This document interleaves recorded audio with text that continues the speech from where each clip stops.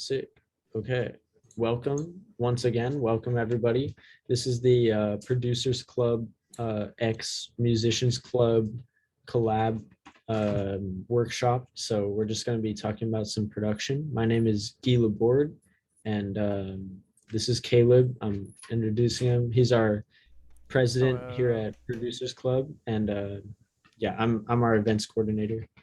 And yeah, Nolly, if you want to introduce yourself as well. Yes, and I'm Nolly. I'm the events and publicity co-chair for Musicians Club at UCSD. Sweet. Yes. So we're going to start off with some polls, probably just to see where everyone's at and basically what everyone wants to get out of this meeting, because I think we have kind of a range of like experience levels. So we want to tailor it to what everyone in here actually wants to see and do. So yeah, we'll just start with some polls, if you guys do not mind.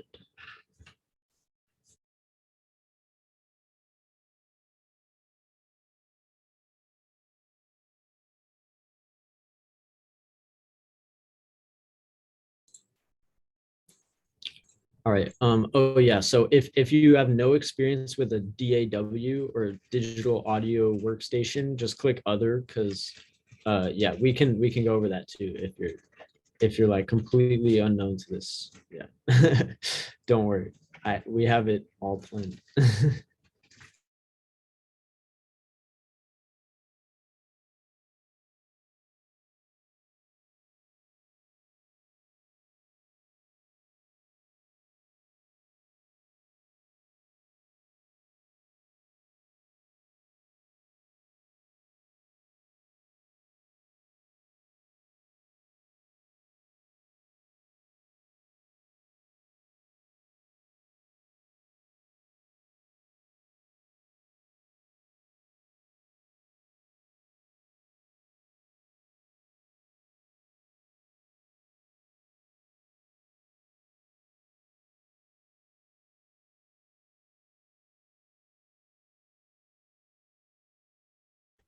All right, I just got a message from someone who's going to join in a second, so they'll be coming in soon. Okay, neat stack here. Sorry, we were doing this poll before and we had past results, so I have to clear them out. Oh yeah, okay.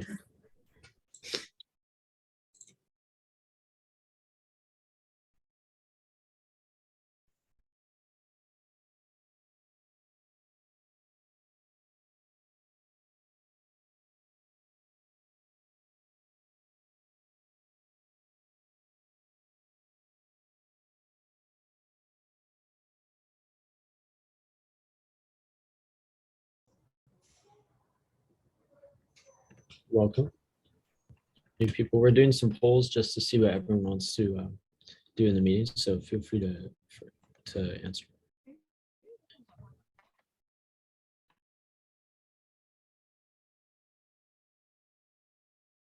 And again, I don't know if there's anyone in here who just came in who didn't hear me say it, but if you don't use any DAW, just click other and it's okay, don't worry.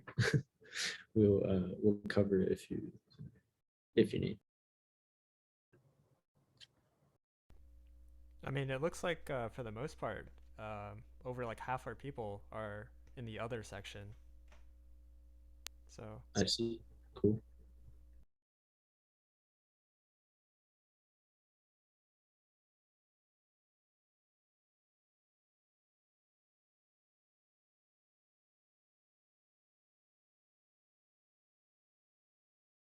Okay. Oh, to see it, do I have to answer again?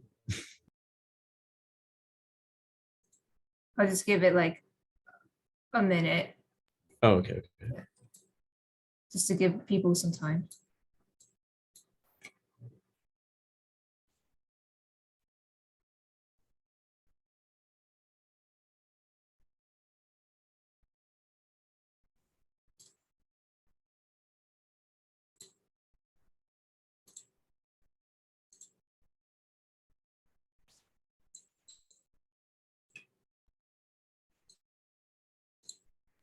Okay. Sorry. Sweet. Yeah.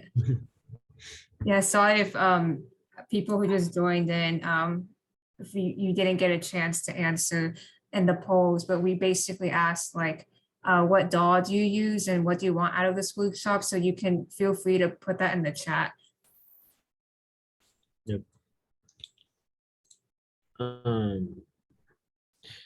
Yeah.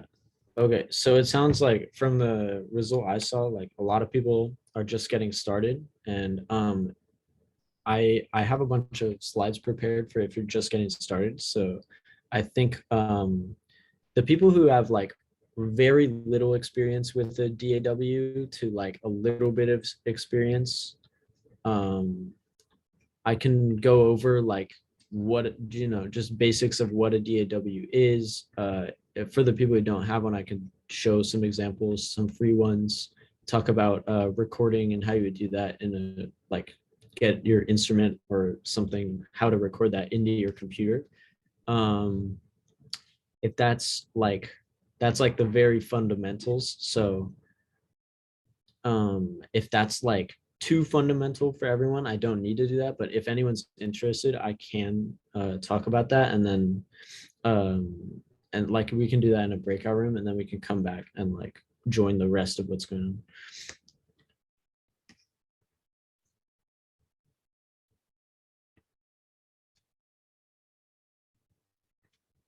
Okay, so yeah, okay, some people want that.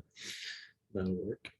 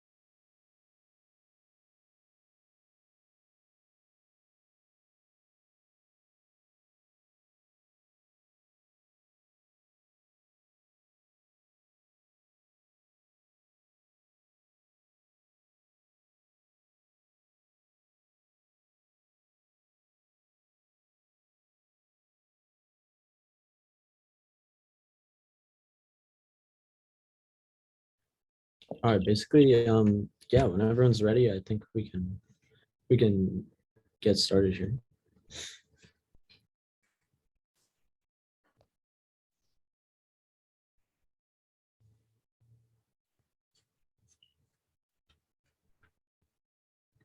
Yeah, let's get started. Okay, cool. Okay, yeah. So welcome once again. We're here to talk about music production. I think the move we'll do is have Caleb and Nolly take over like the main meeting and kind of talk about some techniques, for um, turning an idea into a full song, and just kind of, overall stuff for people who already know, who already have a DAW, already have it operational. And we'll just kind of have it be a conversation, like what stuff everyone wants to learn from that. And during that period of time, I can take over a breakout room and basically do like just like what is a DAW, what is this stuff, kind of talk about some of that stuff, and then come back and we can do more examples, and we always have time for questions, and also like plugging everyone's Instagrams and things like that if you want. So yeah, I think that's basically the move here. I'm not sure if I can set up a I don't think I can set up a breakout room myself, so I think Nolly will have to do that. And then just click to join that if you are just starting out and want to learn the very fundamentals. Yeah.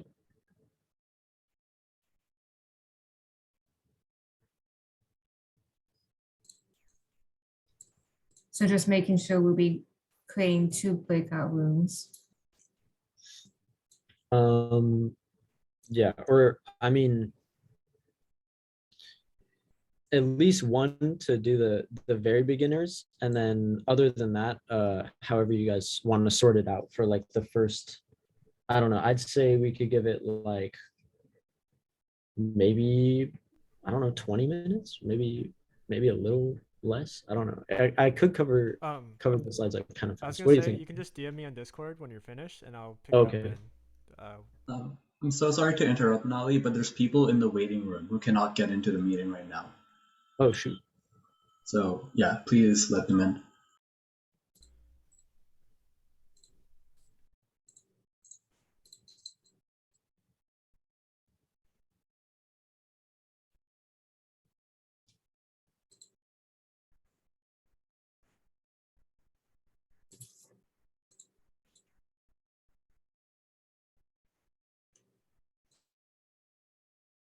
Sorry. So for some reason I can't see, like, I used to be able to see like whoever's in the waiting room that I can admit, but I don't see that anymore.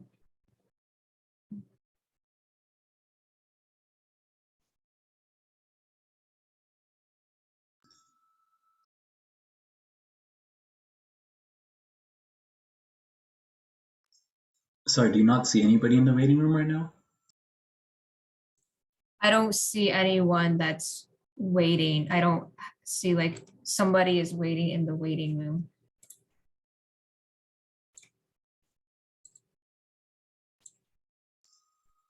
Okay, someone's going to be messaging you on Discord. Someone is having trouble getting in, so expect a DM super shortly. Okay. Yeah, I'm sorry about that.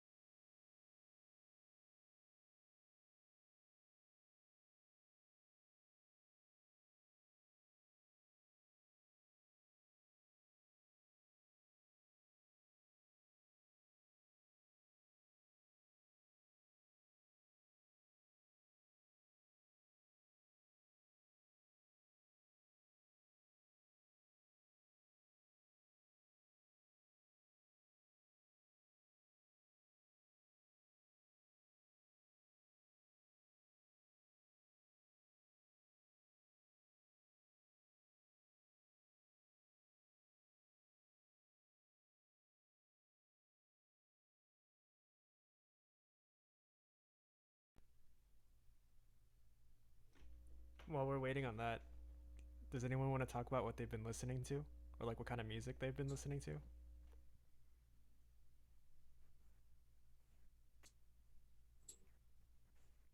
Gee.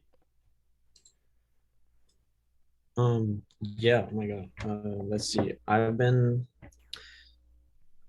man, I don't even know what I've been listening to. Let me go back to my SoundCloud likes and see.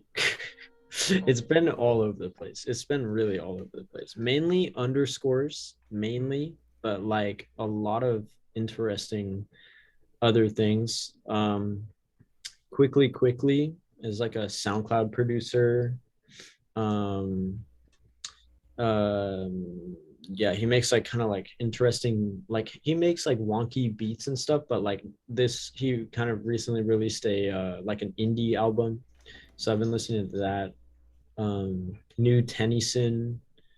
um yeah, just a lot of weird like random SoundCloud finds. yeah, no, our um club always has so much like weird yeah. music to to listen to. Um, Azalea says Kali Uchis. I don't know how to Sure. pronounce any of their names, but I Yeah, do know same. who they are, and Actually, I'm like, dude, that's a banger too. And then yeah, straight. let's see, Greta Van Fleet. I've listened to some of their music. I think I've listened to some of their songs. Um, I don't remember any of them, or it's just I'm a very like poppy kind of like I'm basic, so I don't know. I just like what I like. Um No problems. No problems there. let's see. Nia says Hyperpop, Alina ironically, and it's Perez. not ironic anymore. I relate, Nia especially with says all Drain Gang. Okay. yeah. The hyperpop it's it's very funny. Like I listen to it. I'm not very versed in it, so I'll be like, "The hell is this?" But it's so funny because like it's they just have so much fun. Like when they Right? like talk about No. yeah. Sorry. No, No, no, I go was for it. Go for it. Go for it. Go for it. no, like I just at first I was like, I don't understand how anyone can get into this, but then like I don't know. I think my gateway to hyperpop was Charlie XCX, and she just kind of like Yeah, yeah. That's got me everyone's more gateway. comfortable into it. But then Yeah. I don't know, it's actually kind of good. Like it kind of goes hard. Yeah, no, it's super funny. Like it'll be like, I like Minecraft, I like Minecraft, and there'll be like a hyperpop song, and then it's just in the background, and it's like, oh my god, this is Yeah. amazing. Plus, they all play the Minecraft music festivals, so that kind of blew up the genre, I think. Yeah. Um, and then Moon said pom poms. I've never heard pom poms. What are they? If you could explain, Moon, or if you don't mind sharing. Into, yeah. What are into the pom poms? Hyper punk, if you will. No, I'm just I don't know. And Hyper then folk. Sungazer, let's go. Sungazer. What is Sungazer? It's Adam Neely. You know, Oh, have you it's ever watched? that. Ah, Yeah, yeah, yeah. yeah, yeah. Adam That Neely, guy. Sean. I forget Oh, his last I keep banging my name. uke. Sorry if it picks up any of the sound. Really gnarly, like polyrhythms going down. Sungazer. I like. Hyper pop with punk. Not ice 9 kills. I've never heard of that too. I don't listen to a lot of kinds of music. I've been, for me myself, I've been trying to explore more like Mandarin music, but not like Mandarin pop. A lot of it's really slow, so I don't really like it too much. I have to like find my own little niches and stuff. So, and I can't read any of their names, so I can't give you guys any recommendations because it's all in Chinese. And yeah, I don't know.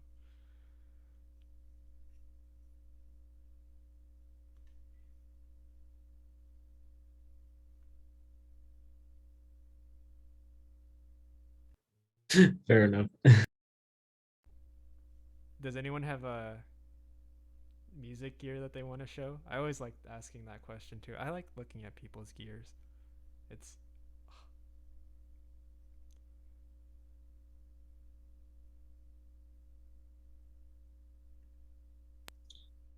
Yeah, like if anyone has music or things to link, for sure put oh it in yeah, the yeah. chat.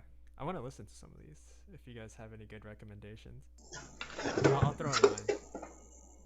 Oh, that's a MIDI keyboard. It looks so nice. It's the Microfreak, Arturia Microfreak hardware synth. Oh, it's a Brand new. I just got this over December. That's so sick. Crazy. Absolutely very freaky. Synths always have such cool sounds. It can be like so like enveloping in a song. I guess I don't know how else to describe it. Just you can feel it when it's there, or it's like something in the background.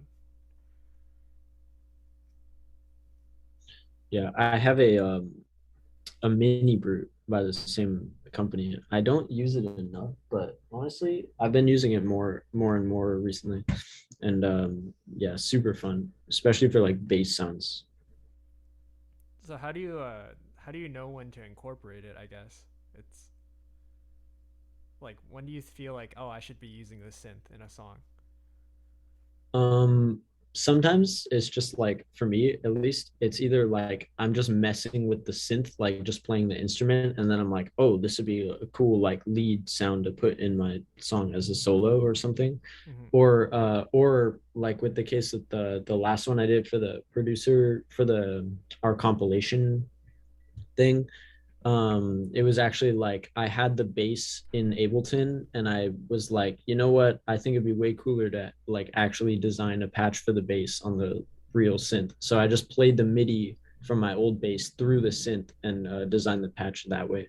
So I like replaced the layer with the analog sound, which Thank came you, out really Nolly. neat. I just accepted the 3 people that we were waiting for. Yay! So now we can move on. I'm Sweet. so sorry. Welcome I'm so everyone. sorry, Sorry It's for the all wait. guys. good. It's all good. Like for some reason in the beginning I was able to admit people, but then after a while, like I would just see 2 people are in the waiting room and just click view, and then I can't admit. There was no button for that. So I Dude, was so confused. yeah, no, Zoom does all this weird crap all the time. I get you. No one knows how to use this, honestly. Yeah, so now that these 3 people are here, I guess it's time to split up, or should we just give them like a quick rundown? What's the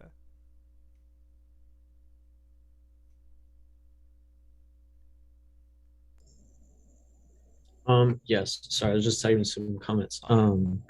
Yeah, so basically, for anyone that is super inexperienced, like just starting, doesn't even have a digital audio workstation or just got one and doesn't even know how to use it or anything, I can take a breakout room with those people.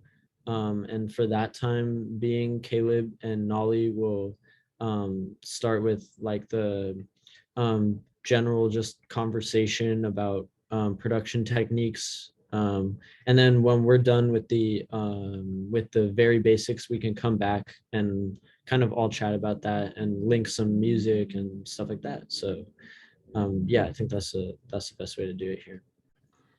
If we enter the beginner group and then feel like we kind of get it, can we transition back to the main group at any moment? I'm pretty sure you can just by leaving the breakout room. Yeah. So I think yeah, the move is probably to do one breakout room, Nolly, and then yeah, just by leaving the breakout room, you should be able to come back and join the other conversation. Thanks. Mhm.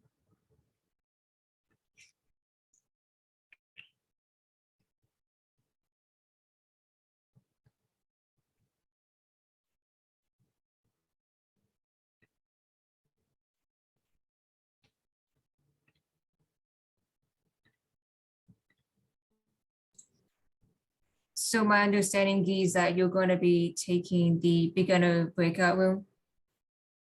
Yeah, and I'll go through the slides and then I'll just cover all that stuff that's like very basic and then I'll be back with it or hopefully or something. Yeah.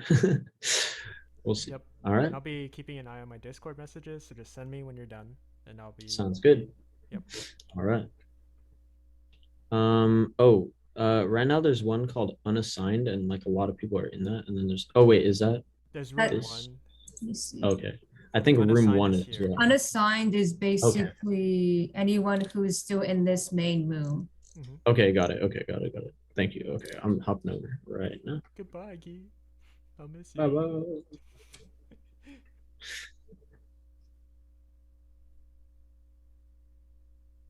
Gee's really knowledgeable about music, dude. That guy helps me with so much stuff. I'm gonna be honest. Yeah, Guy's like super experienced with producing because he's been producing since like elementary school.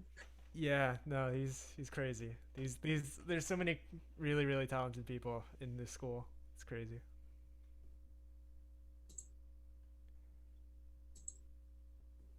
We're just gonna wait until we get to a point where there are still people here and who just kind of wanna who are more experienced, and then we can get started.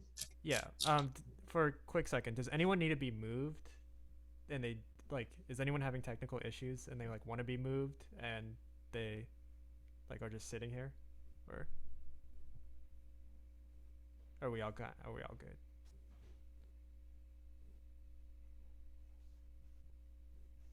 I'm pulling up my Logic right now too.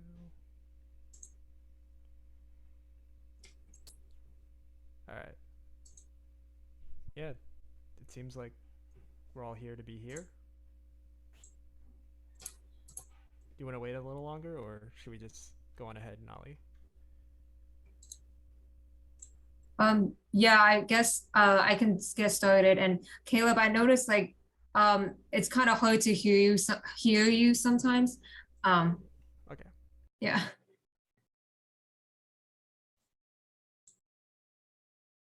Yeah, it's because the original sound doesn't boost up my mic. Okay. Does it sound better now? Yes, a lot better. Okay, yeah. It's because when I'm recording, it's different. Sorry. No problem. I guess, yeah, I can show a project that now I can omit people from the waiting room. I don't know what happened before. Anyway, yeah, I can show you guys a project that I finished. I'm kind of scared to show it because I've never showed anyone like this before. But I use Studio One Prime, which is a free DAW, and it's actually kind of easy to use, so don't freak out. And let's see.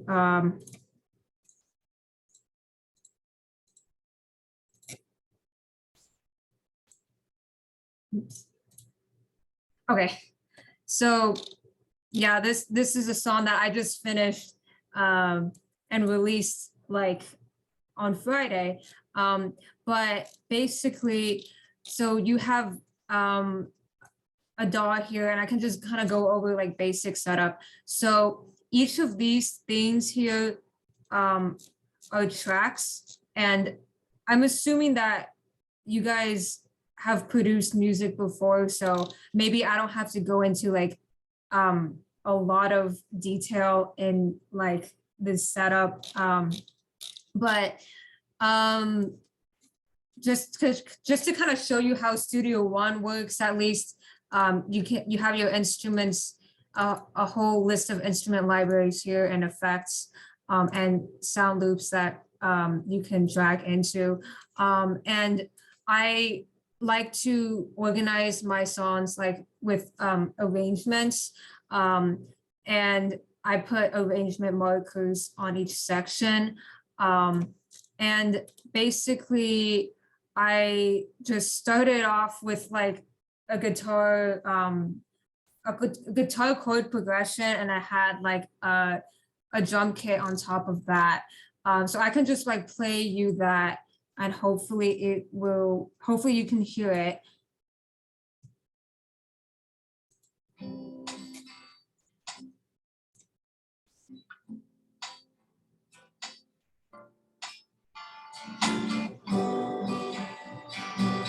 So like, so did you guys hear that? Okay. Yeah, so that's kind of like what I started with initially. And then I kind of came up with like various different melodies on a MIDI keyboard before converting some of those melodies into like my violin melodies that I recorded in. And if you'll notice that like if you turn on the automation lanes, I think I panned. So I panned one of the violin parts to the left, and I kept the lead violin part in the center. So I can just kind of continue on.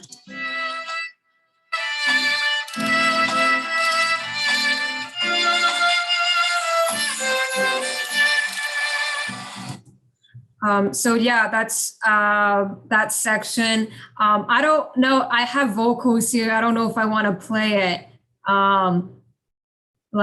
But I put like a reverb plugin on it.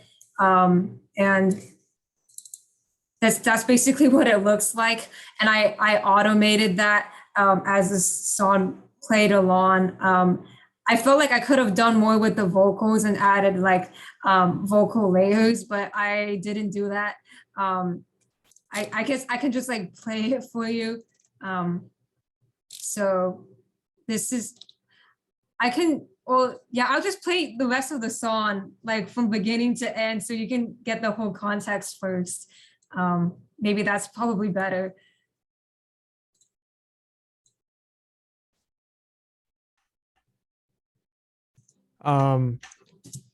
So there might be some technical issues.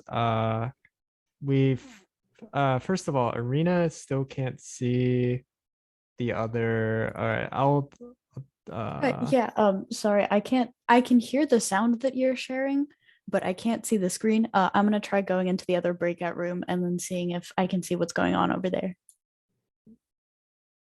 and then Nolly, if you could try muting your mic and playing the music to see if you're sharing your audio, that would be cool. Just to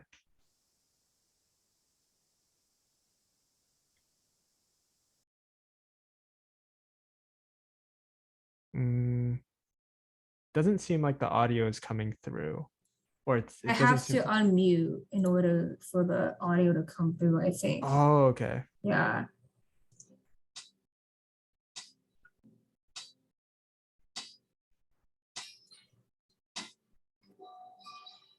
Hmm. Can everyone hear that? It says in the Don says in the options you have to select share computer audio.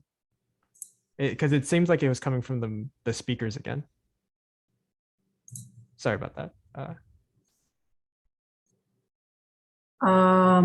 Okay. Options. I don't really see that. I'm trying to look on my end too. Wait, share sound maybe? I don't know. Does that work? Share sound. Stereo. Okay, let me try it again. Yeah, that's good. Okay, so everyone can hear that? Did everyone hear that? That's directed. Yeah. Okay. Yeah, it was share sound. Okay. Everyone can see my screen? Yep. Okay, Oh. okay, good. So I'll just play the whole song from start to end so you can get like a whole idea of it, and then I can go into the details.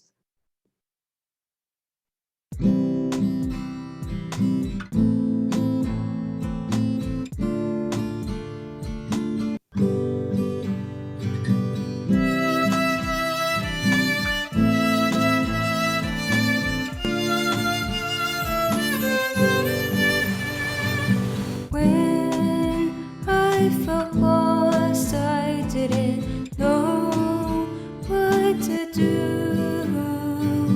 When I felt hopeless, I couldn't see the light. Guess I am making progress now. Nothing can bring me down. Feeling the highest hopes now. Now I'm feeling so proud. When I let go, when I break free, I feel like I could do anything. All my past fears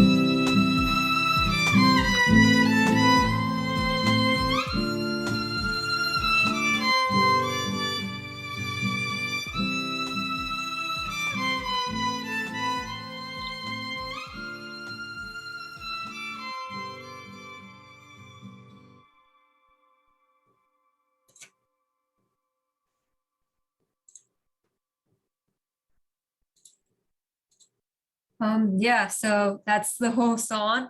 Um, I just want to hear like, I guess what you think about it. If you have any comments before I kind of go into the details.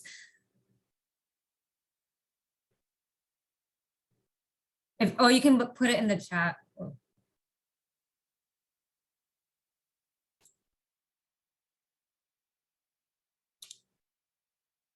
Thank you so much.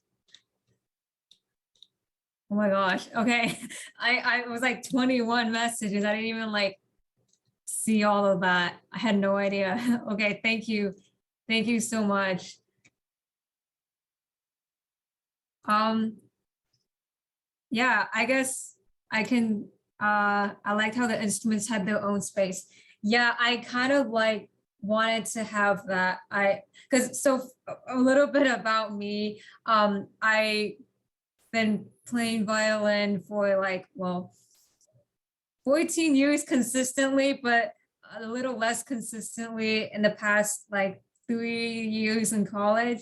And then I kind of picked up singing recently, like for the past like 4 years. So I do both, and I wanted my music to portray that in the best possible way. So I wanted to get my violin its own space and then my vocals its own space. So that's kind of my approach to making music. That's my style.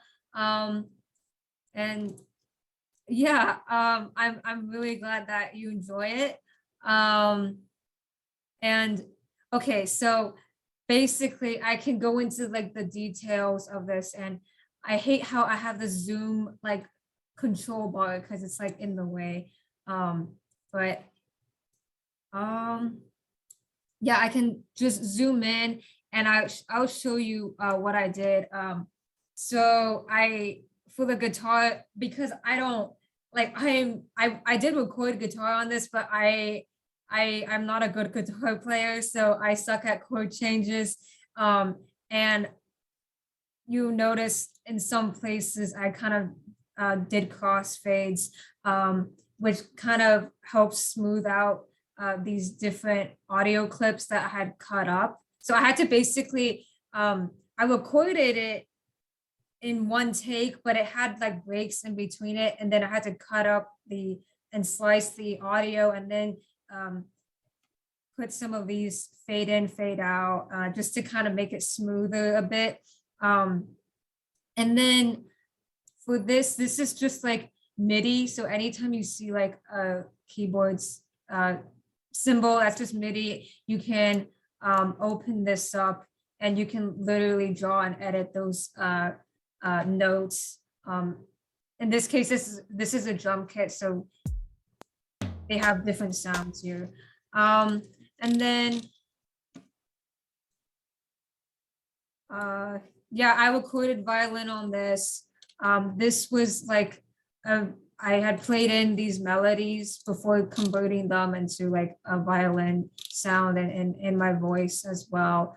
And then these little audio clips, I had downloaded it from Ableton. So like Ableton has its own like sound library, and they have like different cool like percussive sounds that I really liked, and I just quickly downloaded them before the free trial ended so I'd keep it forever.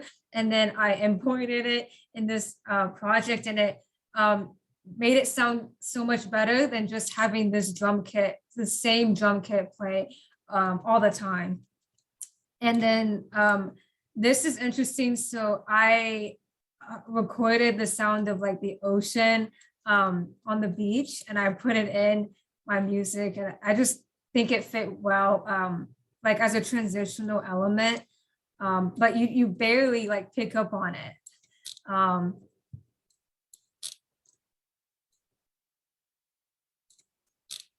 And yeah, I showed you like my reverb plugin, and I automated this.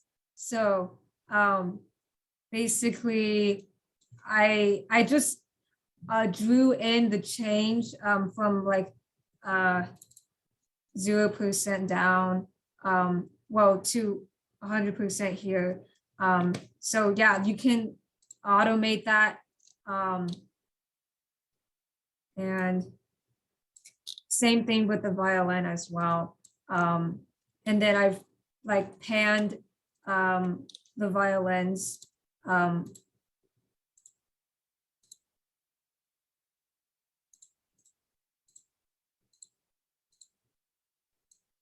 Just to kind of, so this one I just chose to be like my lead violin part, and I put that in the center. And then the rest of it, I pan to the right and to the left. And then I also automated like the change of the volume over time. So yeah, it gets softer as the song progresses and as it finishes. So yeah, that's basically like the different effects I use. Just reverb and panning are the two main ones. Yeah, I'm sorry, did I take up too much time, or is that good? Okay. Yeah, I also have like, I can drop like a link to all my music, and I also made like a whole video explaining more in detail about how I made this song. And if you're interested in watching, I can drop a link. It's on my YouTube channel. I will, everything I have, I can show you, yeah, like on in the chat, but I have to stop sharing in order to do that, because I don't want people seeing the rest of my screen. But yeah, any questions or any thoughts?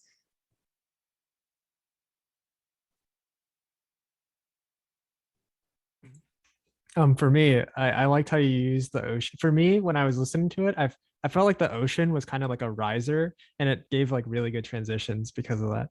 Mm-hmm.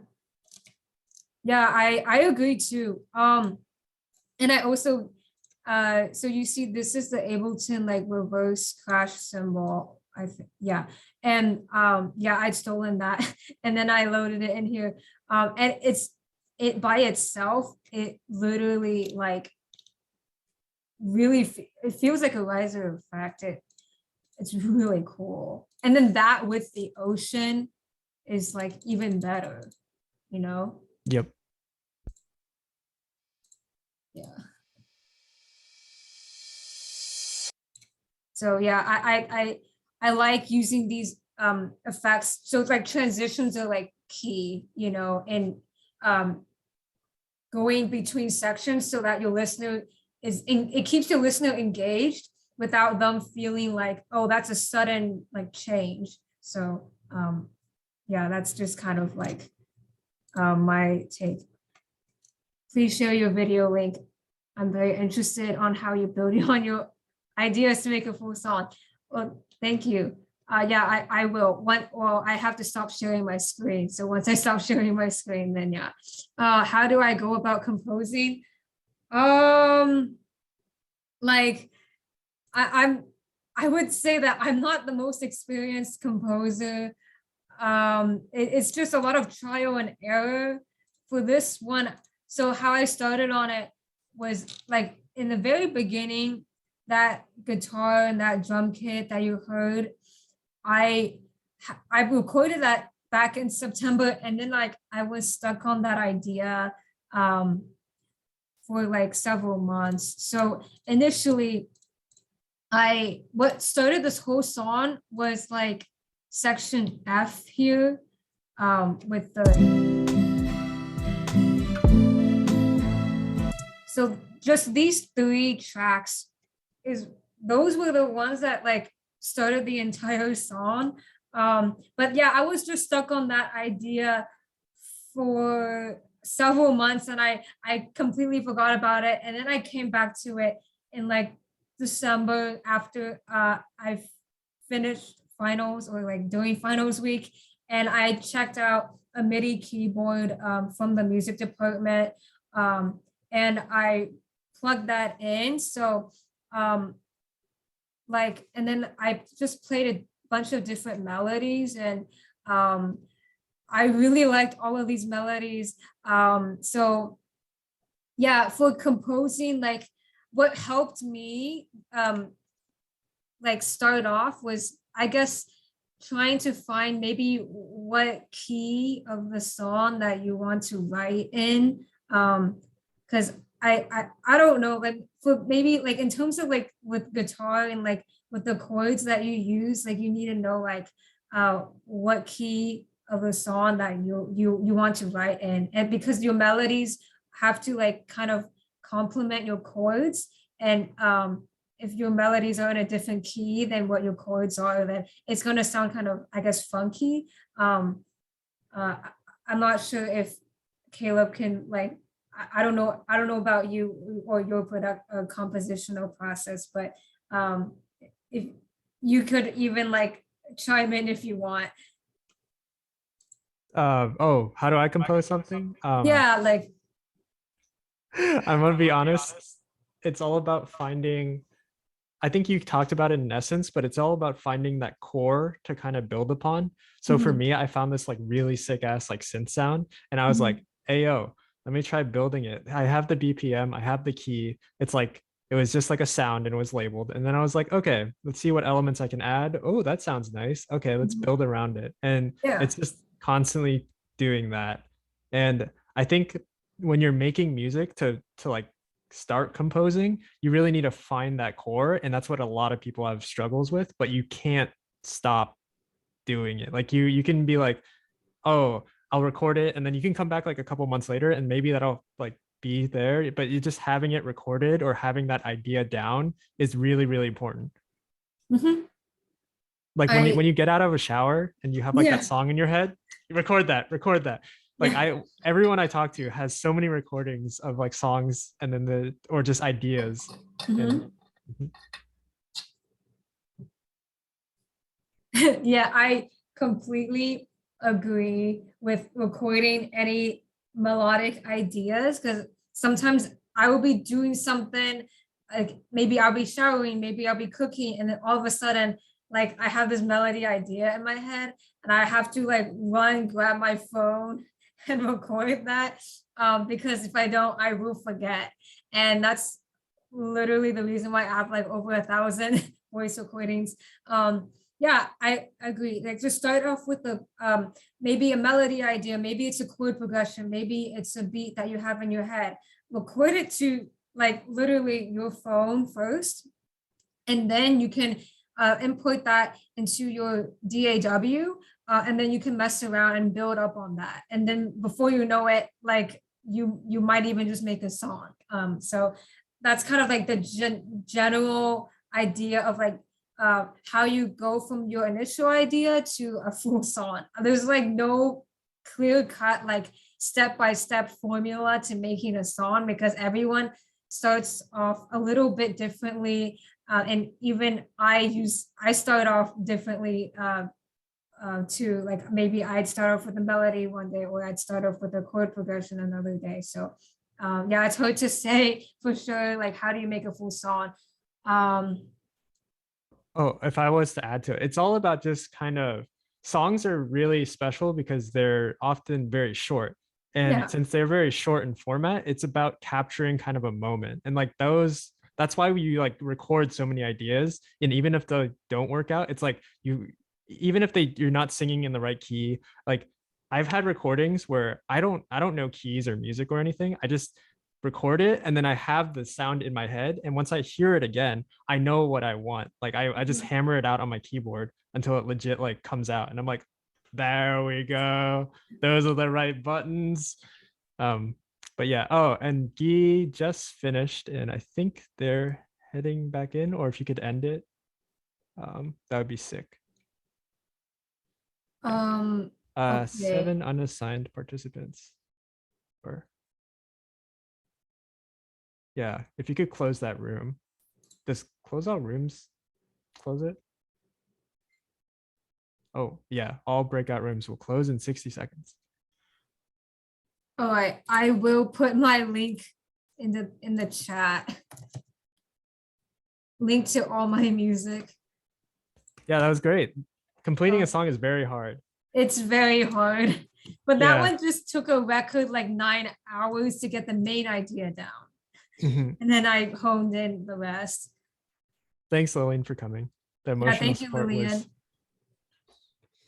Alrighty. Yeah, I was just talking about some vocal processing. So I don't know what's going on out here, but if you guys have the space, I could keep talking about just some ways to get studio sounding vocals. Oh, sure, go for it. Okay. Yeah.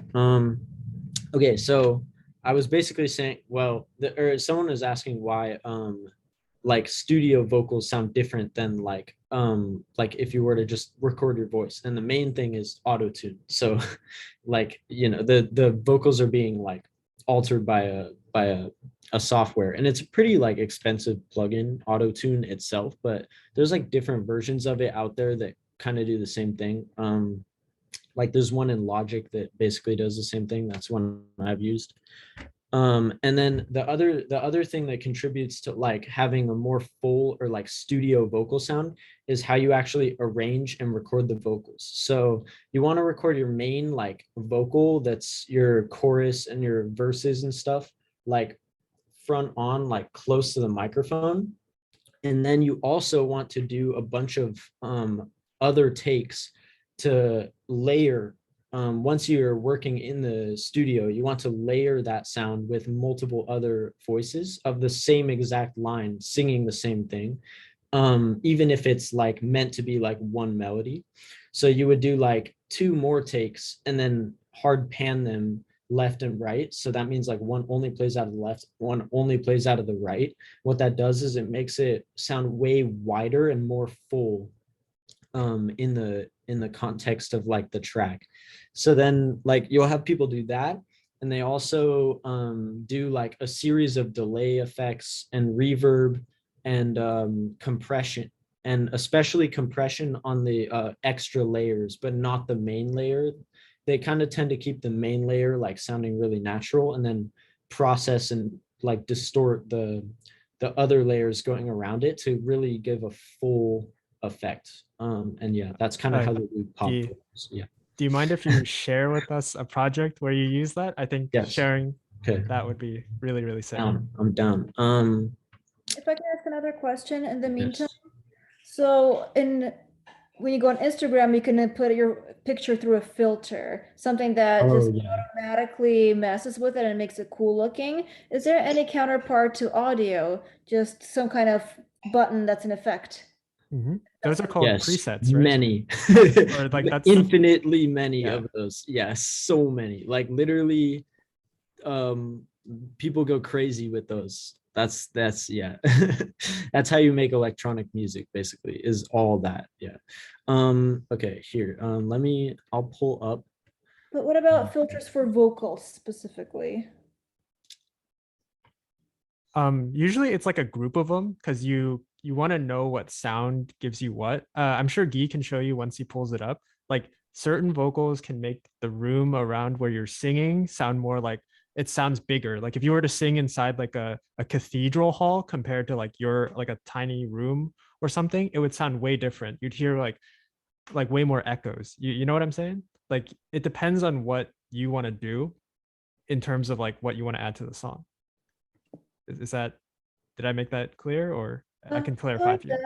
Kind of. When I first tried messing with the DAW, all I saw were things like, yes, reverb and delay, chorus, equalizer, but I couldn't really find anything preset to help a newbie like me just click something. Mm-hmm. It looked like it all had to be done by hand. I was looking for if there's any presets that could help get started. Yeah, Guy, do you know any like all-in-one kind of presets or? I have a suggestion for this. Yes. Yeah, go for it. Let's hear it. Valhalla Supermassive. It's a combination delay, reverb, everything. I mean, it's mainly a delay and reverb, but like it sounds like fucking everything. And yeah, and it's free too. It's really good. Yeah, completely free. Completely free. You can do some amazing things with sound design with it. Also, if you're, this is just like, okay, I'm sorry for jumping in real quick. You're totally but, good. You're totally good.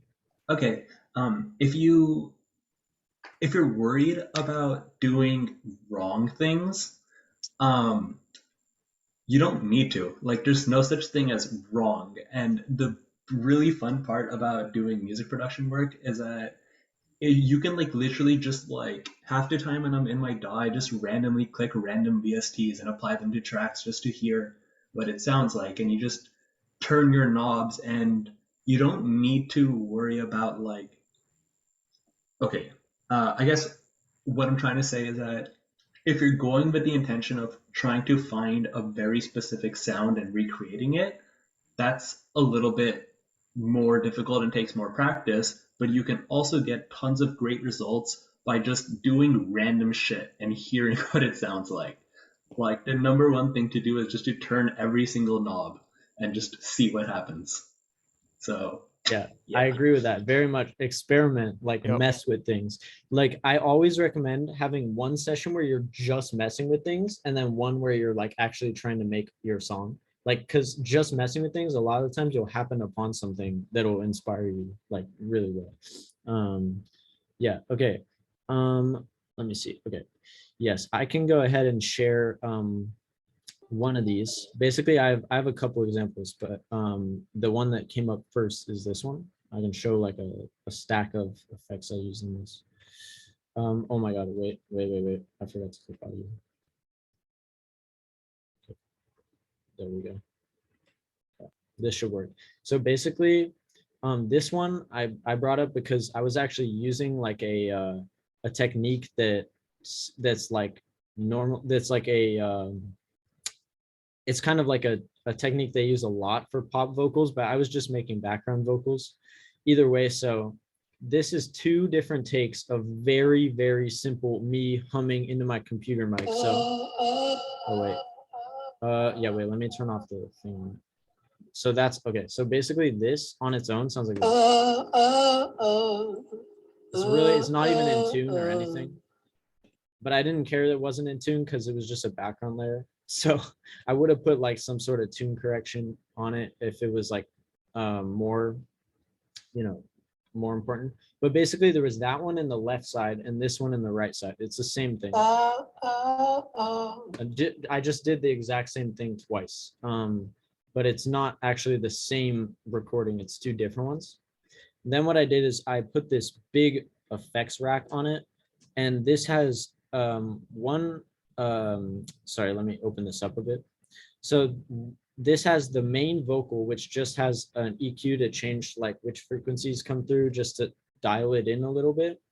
One that has this compressor on it to make it like much more processed sounding. It kind of like changes the dynamics. This thing also changes the sound a ton. It adds this very like adds a very like high pitch frequency to it. So here, wait, I'll solo this again. I'll play just the dry, and then I'll play each of these. And you know what, I shouldn't have done it this way. I'll play each of these and then we'll see which one adds what. So this is the dry. So it's already wide because they're hard panned. But then like I add each effect and each effect does something subtle. Like this sounds very similar to the original. This one sounds a bit more distorted. This one is going to sound really washed out. It's like a big long reverb. Oh wait, that was another. Oh wait, that was OTT. That's right. This is the big reverb.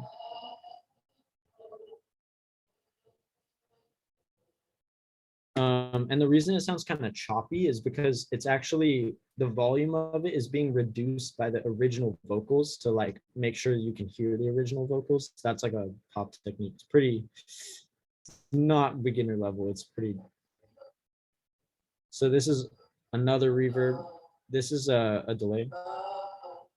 And all of these, all this big verb, small verb, slap, ping pong, all of that, like you could do one thing with Supermassive and it would do all those. That was a really good recommendation.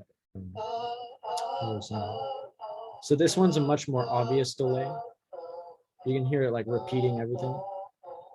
So then all together, it sounds like this.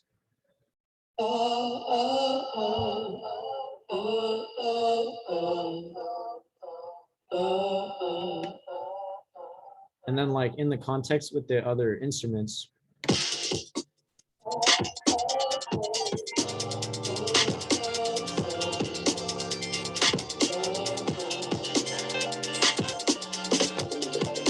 Yeah. So I don't know, very interesting. This one's mixed really badly, but that was a good like a good I don't know. I think that kind of went through like I put all of these effects on the vocal and also kept in the original vocal without any effects on it to like beef it up, and that's kind of how they make pop vocals. Yeah. I have a question. Yes. Can you demonstrate how to add an effect? You said there was a whole stack of them, but how do you add yeah. So in Ableton, normally you'd add an effect by going here to like audio effects, clicking something like let's say we want overdrive, like distort, like some distortion thing. You would drag it over here and put it on this section right here, which you get by double clicking the track and making sure that it's on this view, not the clip itself, but like the effects view. And that adds it. So normally they're added horizontally, but I use what's called an audio effects rack to add them vertically. And the way you do that is by doing this create chain right here. And then you put the distortion in the chain. And the reason I did them vertically in this case is because I wanted to make sure that this one still had its own the dry vocal with no effects on it. I wanted that to still come through, not quite just as much because I turned the volume down, but I wanted to be able to control the volume of each effect separately from one another, differently than like if they were all in a row, the whole thing would be affected by each effect. You wouldn't be able to control the volume of like what's like the this difference is between yeah. in a row and vertically and horizontally? What's the difference? It's just how it's laid out, particularly in this program. Like you can almost imagine that the vertical thing, like each one is a separate, completely separate version of the original sound, with 100% of the signal being processed through the effect. So it's like so this is like a lot of layers, whereas if you put the effects horizontally, it's like one layer with a ton of different effects on it, if that makes sense. Like this is like one layer, it's like 1, 2, 3, 4, 5, it's like 7 layers with a couple effects on each layer. And then horizontally would be like one layer with like 7 effects on that layer. And that would sound different. The reason it would sound different is because something like this reverb, this big verb, this thing, like you wouldn't really be able to hear the original vocal because it would just get super washed out by reverb, if that makes sense. I'm not sure. Like if I turn this up to like -4,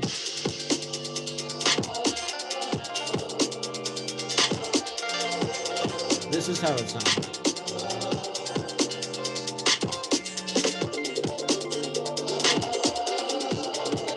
So you can still hear it, but it kind of like falls behind the other instruments and becomes a background element, much more so than if that is mixed with the original.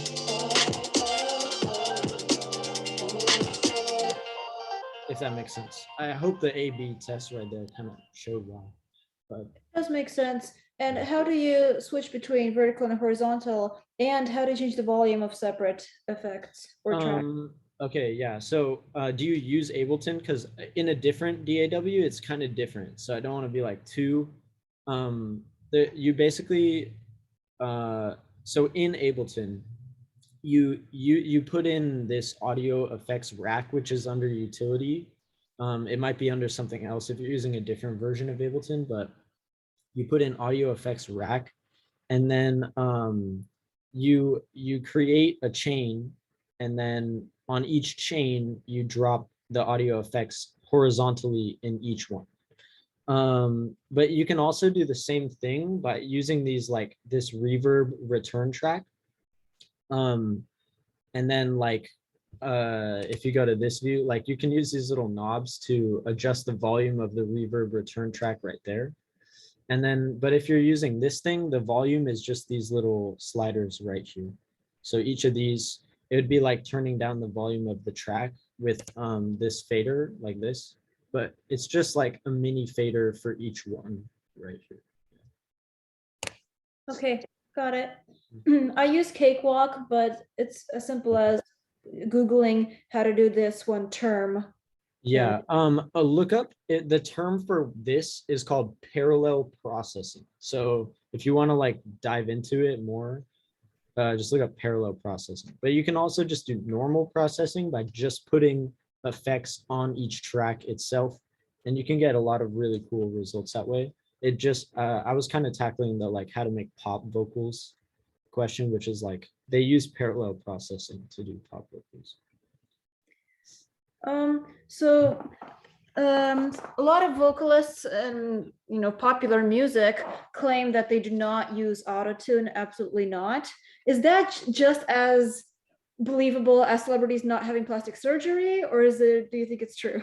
I think it's a similar statement to no plastic surgery, but if you do sing well, like you don't need autotune. It's just an effect, just like anything else I added here, like OTT, like this effect right here that makes it sound like this. So, sorry, I would literally like it's just the same as any of those. It just affects the tune of each thing, and of course when it's on extreme settings it sounds pretty harsh, but I think some people aren't lying. Like some people don't use autotune, and it doesn't make it doesn't like it just makes things sound like much more natural. Yeah, I think when they don't use autotune. Okay, gotcha. Thanks. Mm-hmm.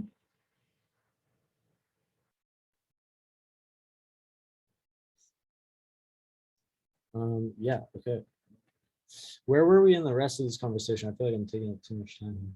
Also, oh yeah, it's 7:15, so we're like a bit over, I mean, intended. I don't know. What else do people want to cover here? Because I don't want to take up any more time if people don't find it useful, basically. So I'm back.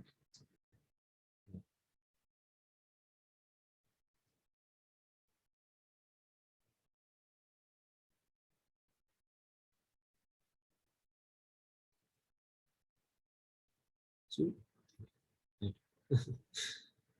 I could keep asking questions. Oh, sweet. Yeah, go for it. So I was on YouTube once looking up how to produce music. Mhm. And I found this one YouTuber who said, I recorded this demo guitar track, then I sent it to my producer, and it sounded very rough, very rusty when she sent it. And then she says, I don't know how, but my producer sends me back this amazing guitar track. Is that a synthesized or played by a different person? Do you have any idea what that might be?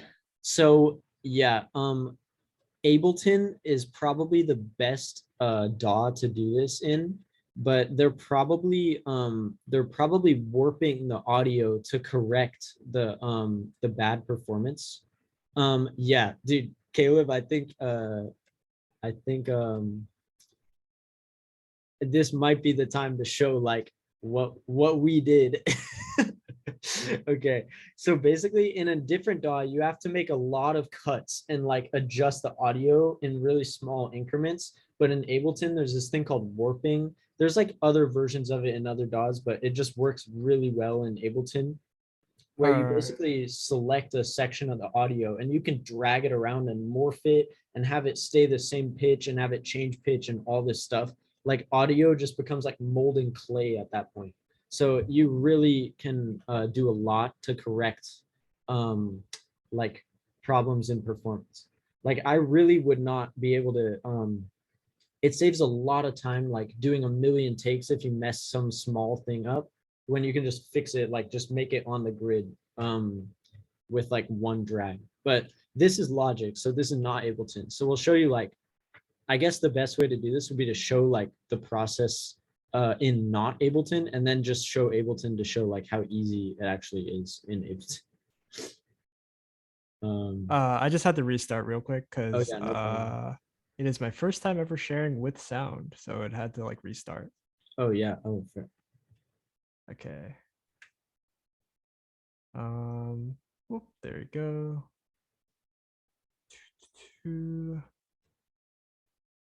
Alrighty, guys, you got to see my shit show of a. Oh, I hope you guys don't mind the cursing. Oh no, I've been kind of doing it, and I kind of forget. Okay. All right. Can you guys hear it? That's the first question. Wait, hit play. I don't think so. Don't hear it. Ah, I don't hear it. No. If You you might click have to- on, so if you go to like on your Zoom control bar, the three dots, hover over that, and then you should, there's an option share sound near the bottom, and then go to stereo. yeah. I might have to restart my Zoom, which is Zoom, kind of maybe. yeah. It's weird Mac stuff. Okay. I mean, I could share Ableton's like in the meantime. Yeah. I will be right back. Okay. then. Yeah. next Okay. time. I can do that then. Okay. I'll go back. I'll just keep it. You know what? I'll keep it on the exact same project file that I was just doing. So this is the same exact one, right? Say I oh, okay. Like you see this, the vocals here, and we all know how they sound because I was just playing it. But basically, if I go into this part, you can see like this is the audio file that contains the vocal, and this little marker right here is like the these are customizable, like you can choose where to place them. So you can see like right now, this was just sung into the mic and I did nothing with it. But it basically like, so this beat, this is the actual beat of the song and this vocal doesn't line up with it.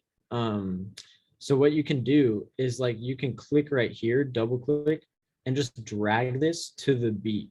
And then it keeps this one where it was, where it was on the beat, and then it moves this one to the beat, and it uses this like algorithm right here. If I change it to complex, or like you can choose which algorithm to like stretch the audio without making it change pitch. So it has this really crazy like you can kind of do whatever you want with it and it'll stay the same. Like if I wanted to change it like this, it's like sounds like this. Oh wait, yeah. Let me solo.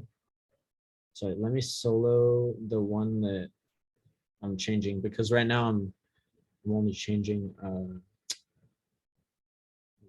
Sorry, here I need to get the Zoom thing out of the way.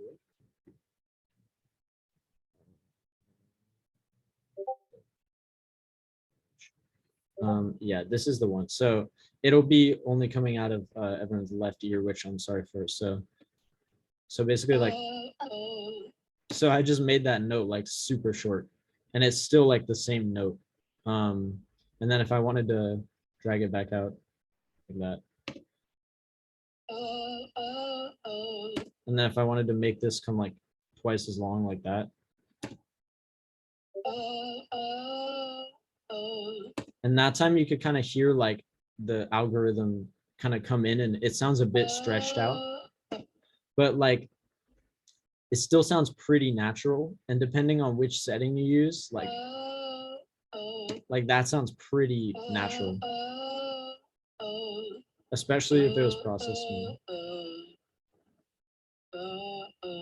Yeah, so you can kind of, it's literally just, it's complete, it's just completely malleable. It just, you can scale it however you want and do whatever you want. And then when you change tempos, it'll stay the same, locked onto the grid, etc. So this is what they probably did to correct like a guitar performance, is they just moved everything to like the grid and like just altered it in subtle ways to make it like snap. But now Alright. Caleb is back, so we can show the other way. If you don't have that feature, you can do it with a lot more time. So where is the okay? Well, I guess the first question is, can you guys hear it? Oh shoot! Wait, I still can't. You can't. No, no. Oh, This is oh, no. annoying. Okay. Let's see. Nolly, how did you? Share computer sound. Found it. The Ooh, button. let's go. Okay, okay. Alright. I bet it'll. I bet. Oh. Okay, so I definitely need to edit this because when I played it, there was way too many sounds, but we'll figure it out. So let's just do. Oh, I guess I'll just play it first. So this is like this. Can you guys hear it? No. Oh, no. I hit the button this time. Oh no. Oh. Hmm.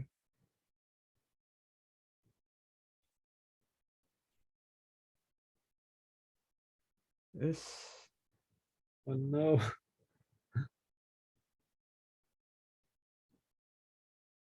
No. Okay. I still can't.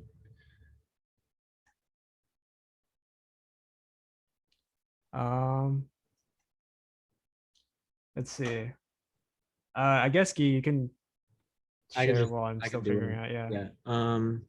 Okay. Let's see. Oh wait, I need to actually open something because I just realized I don't have anything open. Okay. Hold on. Let me go to this. Okay. This is If- like. if- Oh, sorry.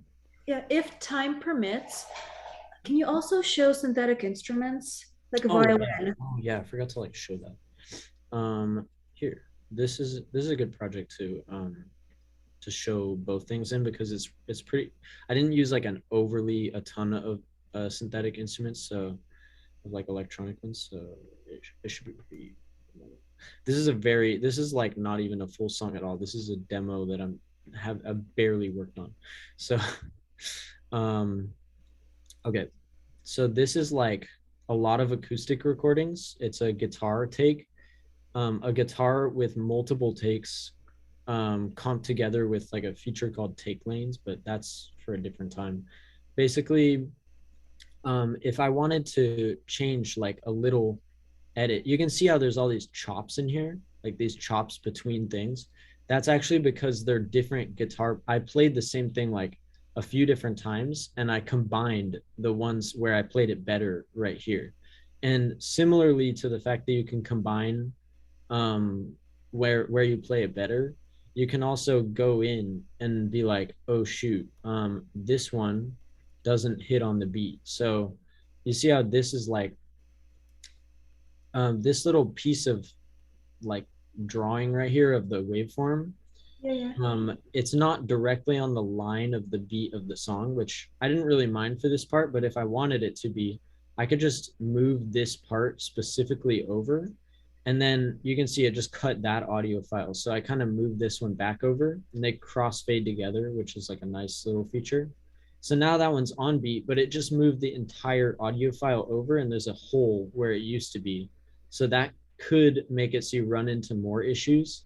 So sometimes what you need to do is something like this. You put another split in, you move this one back on beat, and then you do like a little fade out and then like a little fade in right there.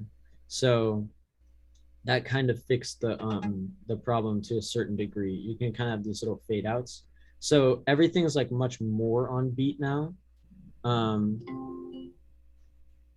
But there's like these little chops in between that might make a pretty big difference if it's just one thing playing. Like right now, it's just this guitar playing.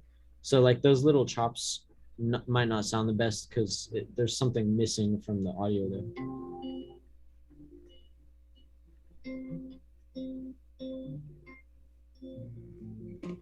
Yeah, and you can kind of patch it up as much as you want. You can like connect them and try to patch it up, which works like this. Like that worked really well for that one. And this one I can do the same. That. So then like,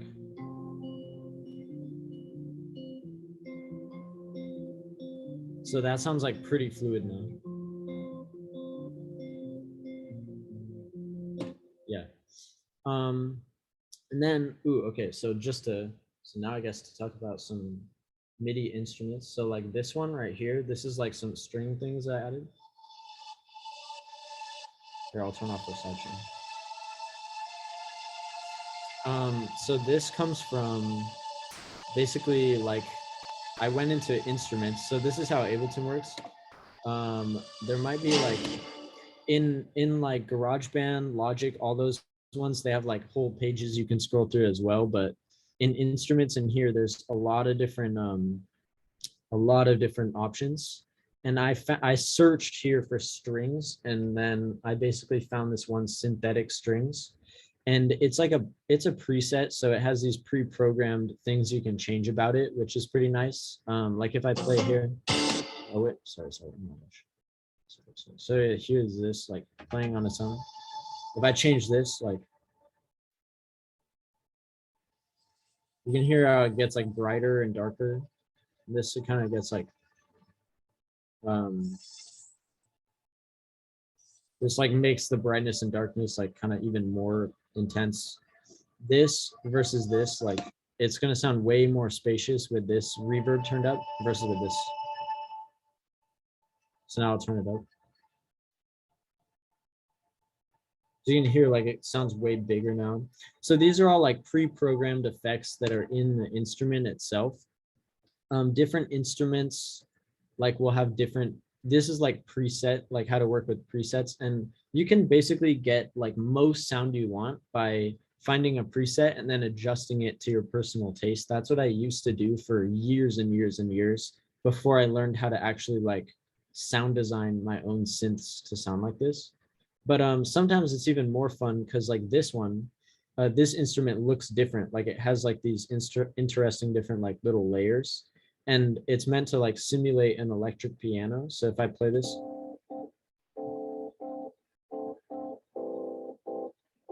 you can hear how it sounds like an electric piano. But then if I change these parameters, it changes it in different ways that changing a real electric piano would.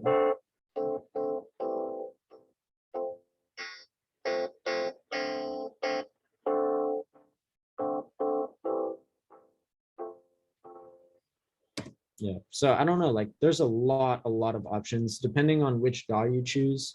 You can kind of do anything. How do you enter the notes though?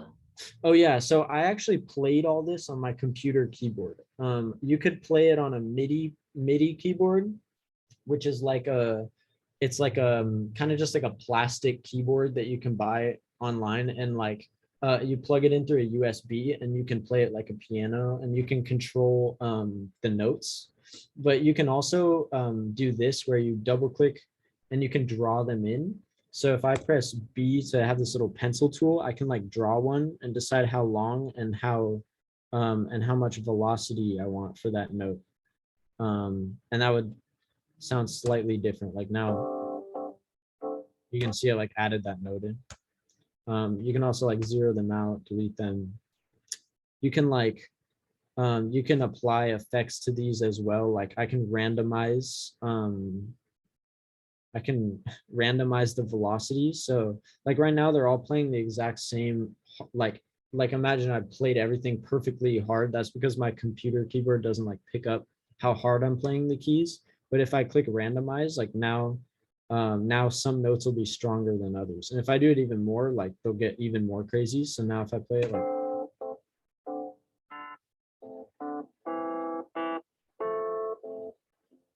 so that's like kind of too much for what I was going for there, but you know, you can do stuff like that. But yeah, basically, so using the computer keyboard is like the basic way. But if you play piano, which I'm not sure on your instrument, but if you play piano, like a lot of people really prefer to have a MIDI keyboard that actually feels like a piano to play, to like be able to have that tactile nature to it. But yeah, personally, I don't actually play piano, so I'm fine with the computer keyboard. But honestly, I might get a MIDI controller soon just because of the range on the computer keyboard is really small. So I like use the keyboard and then draw stuff in, and then use the keyboard and then draw stuff in, and then that's kind of my process up until now. Okay, thanks. That's very interesting. All right. Should I try it again? Yes, I think I that'd be figured it great. out. Okay. All right. So it wasn't a Zoom issue. It was a logic issue. This happens a lot. Honestly. Oh, crazy. Okay. Okay, so share audio. Yep. Now I gotta change my preferences so that you guys can hear it, because my output device is my Dude. Scarlett, my interface. Oh, you know what's funny is like mine auto works on Zoom and Welcome to Discord and Mac. stuff. All they care Yeah. about is privacy or something, and it just makes life hard. Wait, I don't know. Like, maybe it's just. I think it's just. Yeah, you're right. It must just be logic because that's pretty weird. Yeah. No, it works on Discord too. Yeah. Well, just now when we were listening, Guy, your audio is actually going through your microphone, not through audio Oh share. shoot! It wasn't coming through Zoom. It Oh, sounded dang. like it was coming through your physical microphone. Uh-oh. Yeah, I think it was coming through your physical microphone, but Uh-oh. I was Well, that's not great. we can hear enough of it. It's Okay. Now that's great. Yeah. Okay. all right. So this is what I based the sound off. I was like, oh, this is a good song, a sound, and then Yep. and then oh So god, solid. I just moved up a bunch of stuff, so excuse me if it sounds a little too cluttered right now.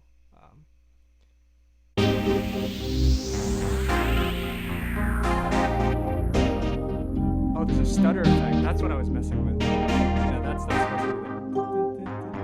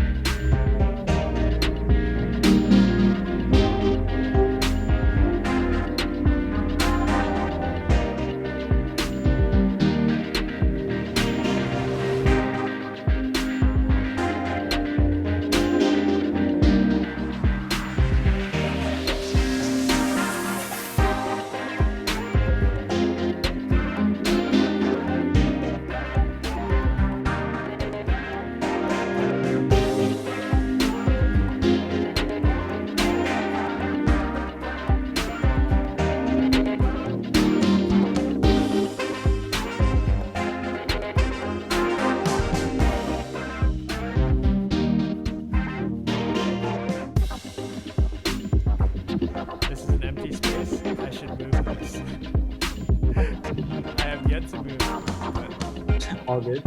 yeah, we can. I mean, it's all about the process. Sometimes I add little notes. They're like, this is too loud. Fix this.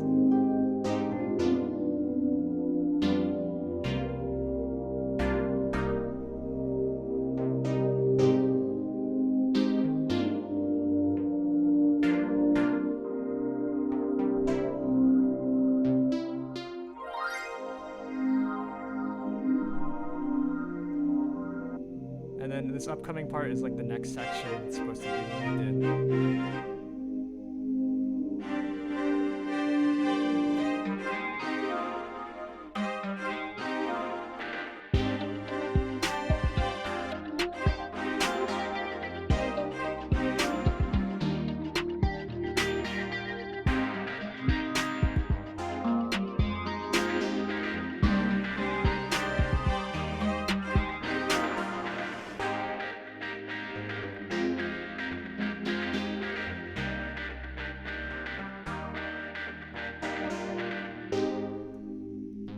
All right, yeah, that's my song.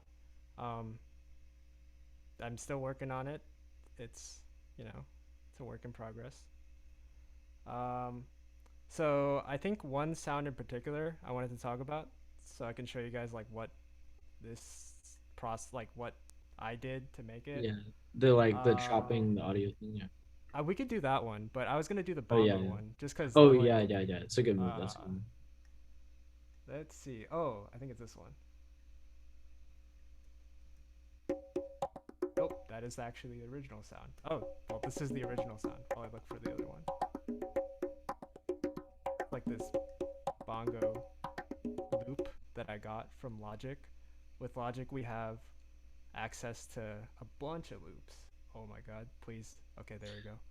Yeah. I'm trying to like wrestle with Zoom while trying to like pull up the so like you can just drag and drop a lot of these things.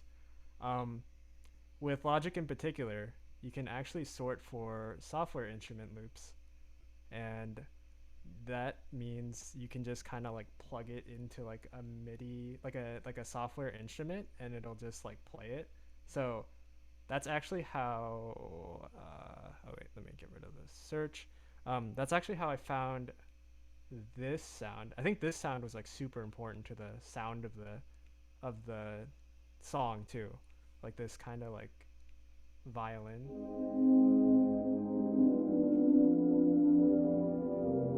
Like this. Yeah, dude, that's like the whole ambience. That's like, Yeah.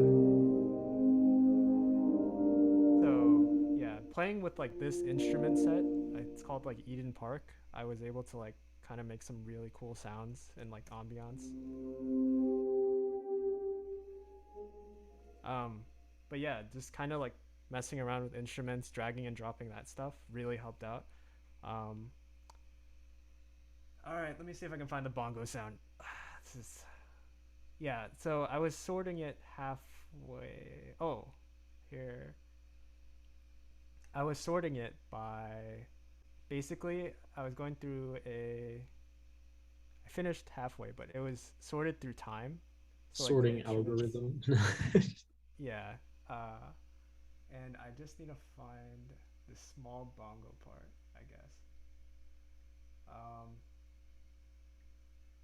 But I can talk about the guitar since that's easier to find right now. So me and Guy, do you want to talk about the guitar? I feel like you can talk about it better than I can. um well, I mean, I was there when you were deciding like what to do with the guitar.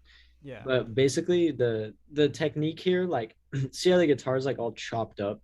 Basically, the plain loops like that you can get from Logic, they sound really good, but when you start adding a ton of them together, they don't really sound like original. They don't like sound like necessarily like an original song because they're all like the same chord progression and they fit together almost like too perfectly, and it gets kind of repetitive when you have the same thing over and over and over. So basically what Caleb did here is he took the guitar loop and chopped it a bunch of times and like reordered where the parts that play actually are, and then used a couple different loops in order to kind of like to give it way more variation. It like still fits together, but in like in a customizable way, not necessarily just the way that like the loops that are pre-programmed work. The guitar part was not played by a person, it was created. It was played by a person, but it was like the file for it was in the library that Logic gives to you. So um so like Caleb didn't So like have someone come in and record that guitar. Like he had it in the I sound basically found library. it online. Yeah, it's like Yeah. taking like a sound that someone made and then just being like, oh, I'll pull it, I'll download it off the internet and let's plop it in, and there we go. You know, it's like someone's recording, and then I just chopped it up. So like, if we want to see here, like you can hear how, um, I can just bring in the original Brixton. This is rhythm guitar.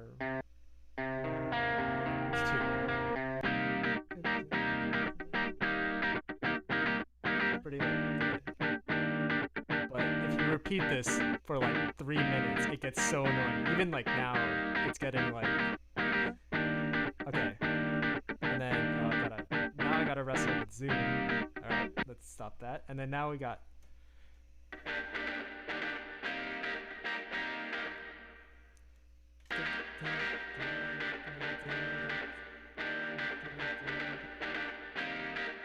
And so what this does is like when you have everything in congruence, it adds so much, like it gives everything its space. Like what Nolly was talking about, giving her vocals and violin a space. Like this.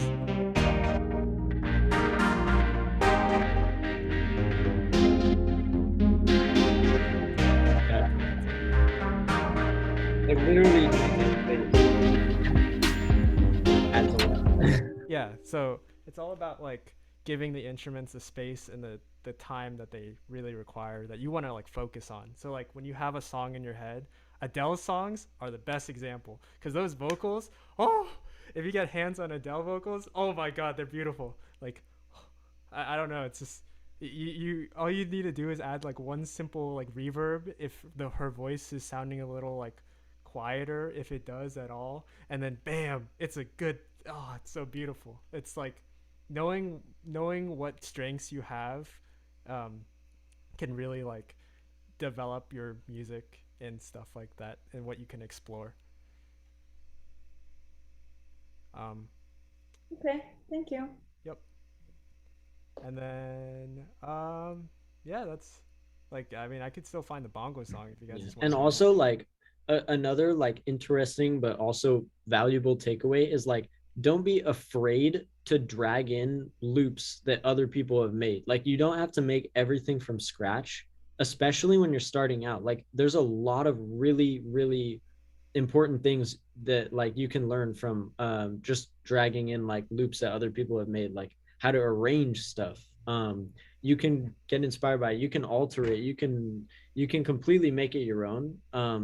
You know, of course, like if you want to release it and it's copyrighted, like that might be an issue, but like there's no problem with using loops or even like actual songs and like Yeah. vocals and things There's like that. websites like Splice. Splice is a really good website. If you want to like just take people's sound and like not have to worry about if you're like gonna get copyright infringed, Splice is like a great service. It does cost money. It is like a monthly thing. I think it's like $5 a month at the lowest, and then I you get like forget, yeah. 100 sounds or something like that. But if you want like easy access to sounds, that's like a easy, you know, it's just there. It's Okay. Yeah, it's basically just like an infinite library of sounds that people upload. um My so recording goals are to record songs that I wrote that have vocal. It's very acoustic vocals, acoustic guitars, acoustic piano.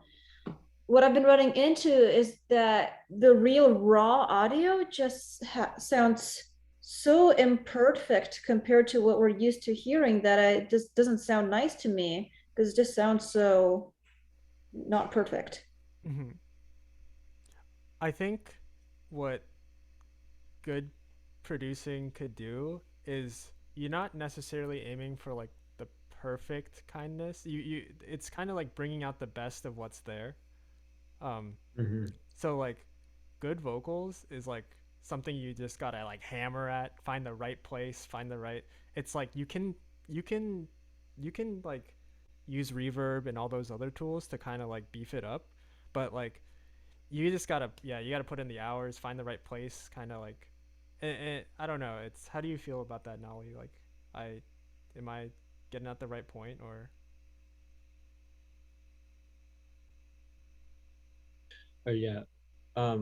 Yeah, because I mean Nolly has personal experience with this because her music is like very it's very based on the actual it's like very like, instruments that she's recording. yeah.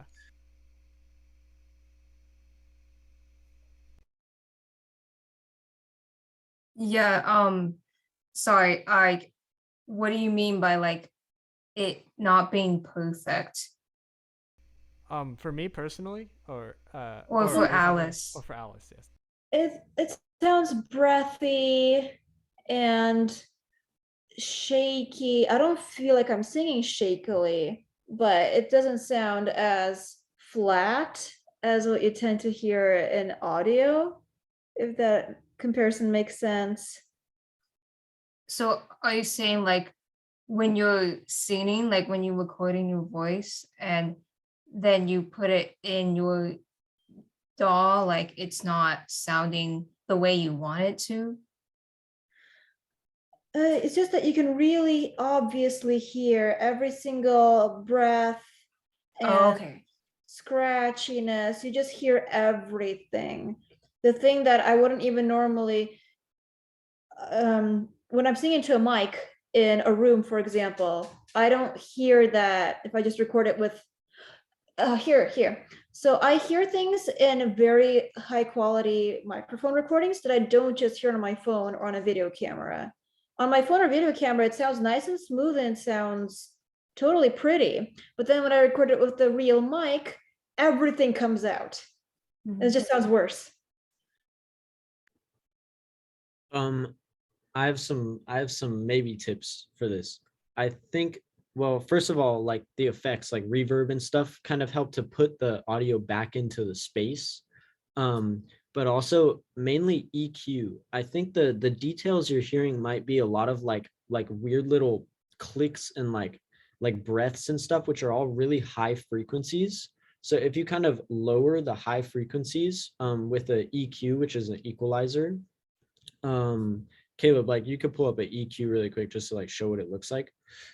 These are really common plugins in almost any DAW. They'll have this. This is like a very, very common one, but it's like the most important for mixing and everything.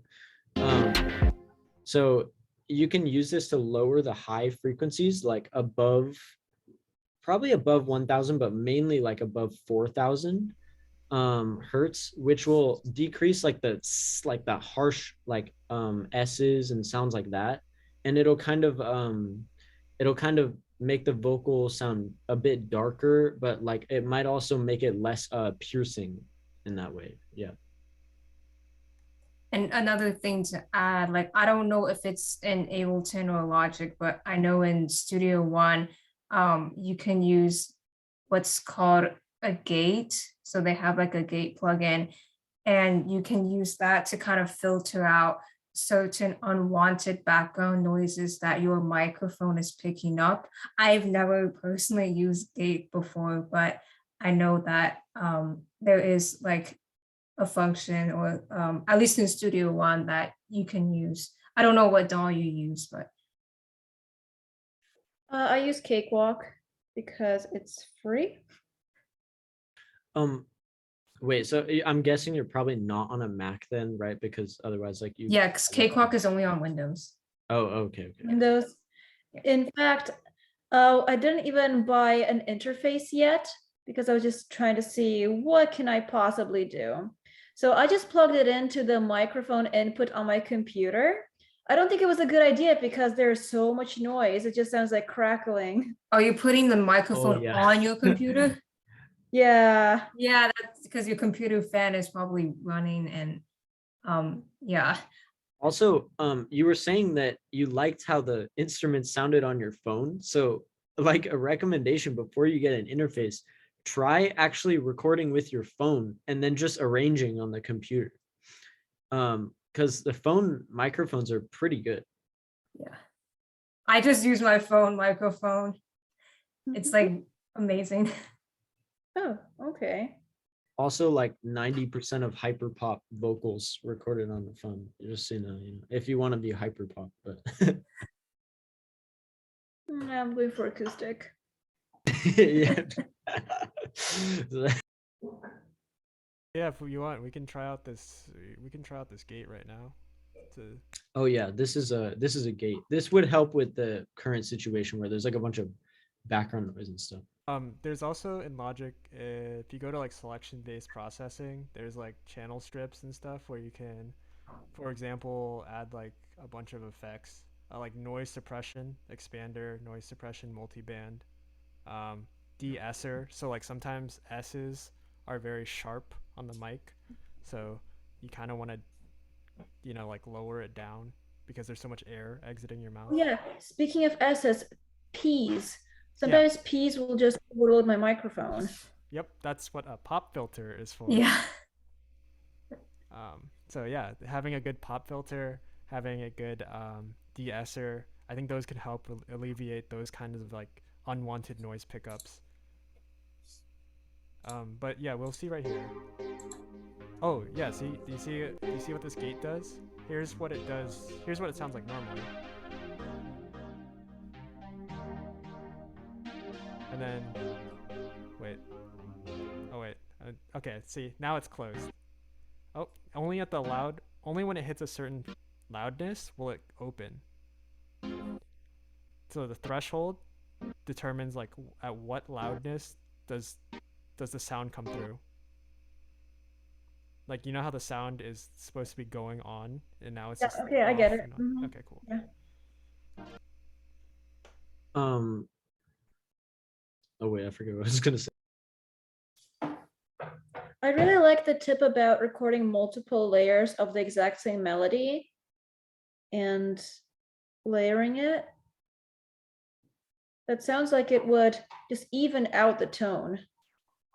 Yeah, it kind of like it helps smooth out like minor pitch problems, because like when you hear a bunch of pitches that are almost on, it kind of gives it like a really like chorusy choir effect instead of like sounding off. It actually sounds really nice. Yeah. Yeah, like I don't think I have a lot of vocal training. I don't sing off tune, but a real voice is not always perfect. It slightly moves as a person sings. It just doesn't stay stationary. Yeah, exactly. And yeah, and you probably don't want to go to something like auto tune, because it sounds pretty heavy on acoustic recordings. Like done subtly, it can help, but yeah, it does have that kind of like it sometimes has like little weirdnesses that come in the vocal when you add that in. Yeah, Yeah. just to kind of add to that, like, yeah, with auto tune, especially like if you just have like acoustic and it's just like your voice there, I guess it can make your voice sound a little bit robotic or like machine-like in a sense. And I feel like that's just even worse. So it's okay to have vocal imperfections. And I have vocal imperfections. I'm not the best singer. And I just let it be because like sometimes it's not like not everything has to be like perfectly like in tune. I think that's just part of making music. It's part of like making art. Art isn't perfect. So yeah, Yeah, it's part of I the wouldn't. real instrument. That's what makes it different from a synthetic voice or instrument, right? Yeah, Yeah. it's very similar to like if you put everything perfectly on the grid of the thing, it sounds boring. It doesn't actually sound that good either. It's the same concept. Mm-hmm. Well, okay. Thank you for answering all my questions and staying after the scheduled time. No problem. Thank you for coming. Yeah. Yeah, thank you for coming, and I hope you have a good rest of your night. Thank you. You as well. I see you. Is the Zoom recording going to be available online? Yes, I will. Well, once it's done processing, and I will make it available. So are you part of Musicians Club or Pro? Sorry, I'm part of the Facebook group of Musicians Club at UCSD. Oh, okay, yeah. So why don't you join our Discord? Yeah, and I'm on Discord too. Oh, okay. So yeah, I will post a link, maybe a Google Drive link, when this is done being processed, and I will also send it over to Pro, so that yeah, you'll be able to access it. Awesome, thanks. I'm interested in seeing what was talked about while we were in the other breakout room. Same actually. Oh, yeah. Yeah, so okay, yeah, I think maybe you can access that because like I've assigned Guy and Caleb as co-hosts. So as long as like there's a host in each breakout room, then like I don't know exactly how it works, but maybe Zoom may have recorded both breakout rooms at the same time. So yeah, I hope that you will be able to see what went on in the other breakout room. You'll definitely see what's going on in your the main room. Yeah. Yeah. Mhm. Yeah. Yeah, the stuff I did won't be, but I think we'll post all the slides for sure. So yeah. Mhm. Great, thanks. Cool. Yeah, no problem. All right. See ya. Bye. Alrighty. Yes, I will share